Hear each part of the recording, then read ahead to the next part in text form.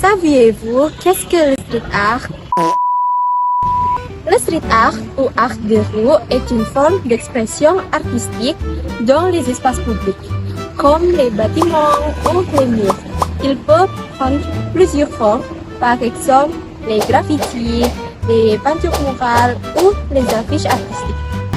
Au début, le street art était souvent considéré comme un acte illégal ou du vandalisme. Cependant, aujourd'hui, beaucoup de personnes le voient aussi comme une manière de transmettre des messages sociaux ou politiques.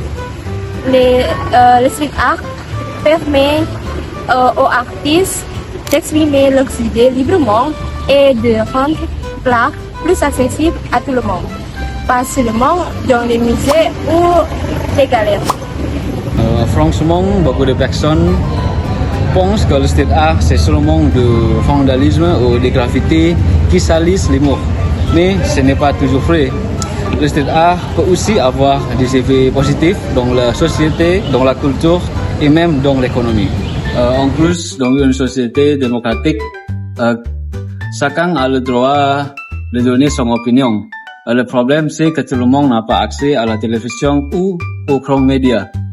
Du coup, le street art devient une manière pour les artistes et les jeunes d'exprimer leurs idées directement dans l'espace public. Grâce au mural et au graffiti, les messages peuvent être vus par tout le monde et même par les responsables politiques. Par exemple, en Indonésie, on peut voir beaucoup de street art à Yogyakarta et à Jakarta. Beaucoup de murales parlent de l'éducation, de la corruption, de l'environnement et des problèmes sociaux.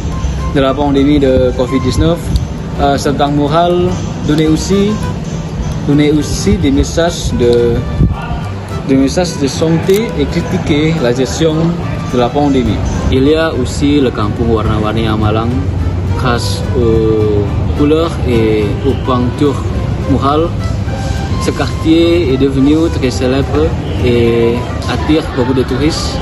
Donc oui, le street art peut aussi aider l'économie locale. Et ce n'est pas seulement en Indonésie, en France aussi, surtout à Paris. Le street art est très populaire. Vous connaissez peut-être Art ou Banksy.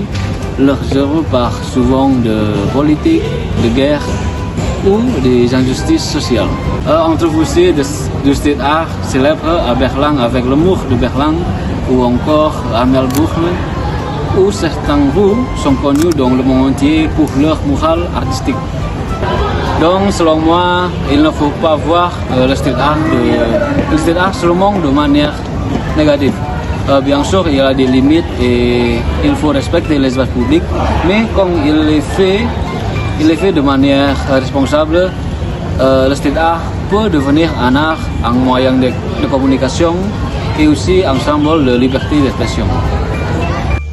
Même si le street art peut être créatif ou intéressant, certaines personnes sont contre avec cette pratique. Tout d'abord, beaucoup de street art sont réalisés sans autorisation.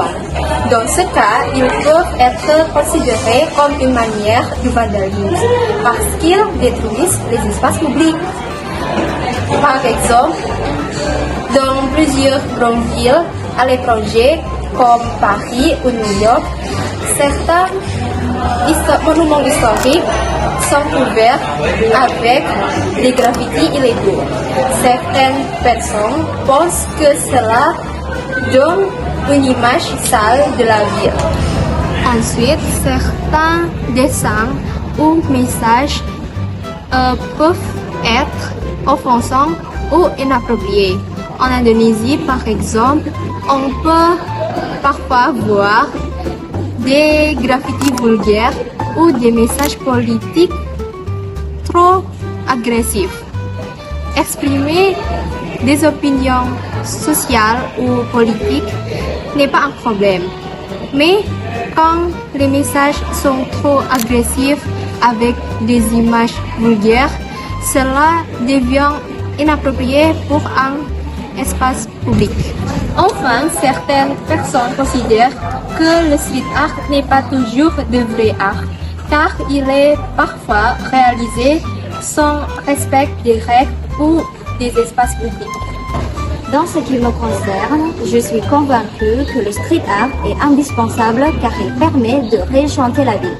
Ce n'est pas du simple vandalisme, mais un véritable musée à ciel ouvert, accessible à tous sans distinction du milieu social. C'est le lieu de la liberté d'expression par excellence, où les murs deviennent des feuilles de béton pour partager la poésie ou des messages sociaux importants. Je comprends les critiques sur la dégradation urbaine, mais je pense que la solution n'est pas l'interdiction, mais l'organisation. Au lieu de dépenser des millions pour effacer les traces, on doit transformer la rue à un espace pédagogie et médiation. Il faut passer de la loi du plus fort à un dialogue entre les artistes, entre les citoyens, entre les autorités, pour donner une place légale à cette énergie créative. Une solution concrète est la création de murs à programmation. Comme ceux du 20e arrondissement de Paris, en dédiant des espèces où les œuvres changent régulièrement, ont créé un rendez-vous social et artistique permanent. Cela permet aux habitants de voir le processus de création en direct et de discuter avec les artistes, ce qui renforce le lien communautaire et le respect de l'espace public. En fait, il y a un projet qui s'appelle le Street Art City à l'Ours-Silevis. Donc, on devrait s'inspirer à cela en transformant des bâtiments abandonnés en résidences d'artistes. On offre un cadre structuré et sécurisé pour une création totale. Ce modèle montre que le street art peut devenir un moteur culturel et économique puissant, attirant des visiteurs du monde entier tout en respectant l'environnement urbain. Trong opinion. Je suis convaincue que Ou de vandalisme, spécialiste des Drone, drone. de transfer